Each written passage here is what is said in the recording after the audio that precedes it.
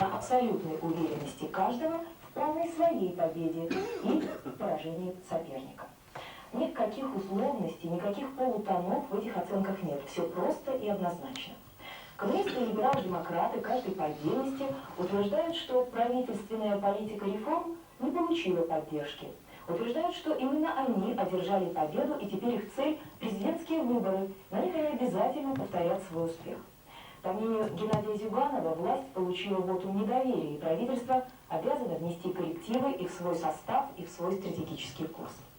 Лидеры «Яблока» также считают, что третье место нашего Дома России должно повлечь за собой отставку кабинета. Но с другой стороны, четвертое место самого «Яблока» автоматически должно обеспечить его представителям места в правительстве.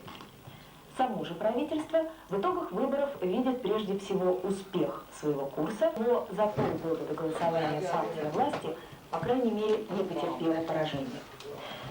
На самом деле, в политике, но не менее ошибочно настаивает на том, будто коммунисты 17 декабря получили мандат народа на радикальные изменения политической линии. Просто российское общество в декабре 1995 года оказалось не настолько, как этого можно было бы ожидать, ограниченным, не настолько, как этого можно было ожидать, разбитым на полярные сферы. Общество, напротив, оказалось очень полифоничным. В какой мере? Это наглядно отражают цифры и карты политгеографии, которые комментирует специально для нашей программы руководитель группы «Меркатор» Института географии Российской академии наук Дмитрий Орешкин. По общефедеральному списку явно преобладают розовые цвета, которые соответствуют Коммунистической партии Российской Федерации. В этих субъектах России большинство взяла партия Зюганова.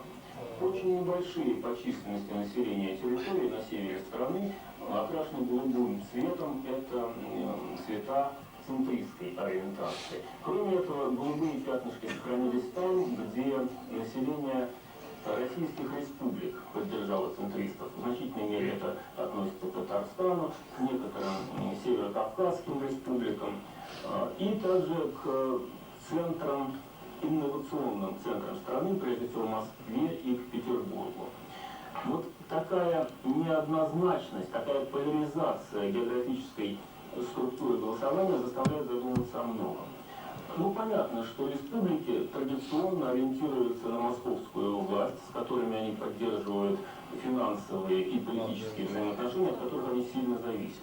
А вот что такое Москва и Петербург? И почему они так сильно оторвались от всей остальной страны?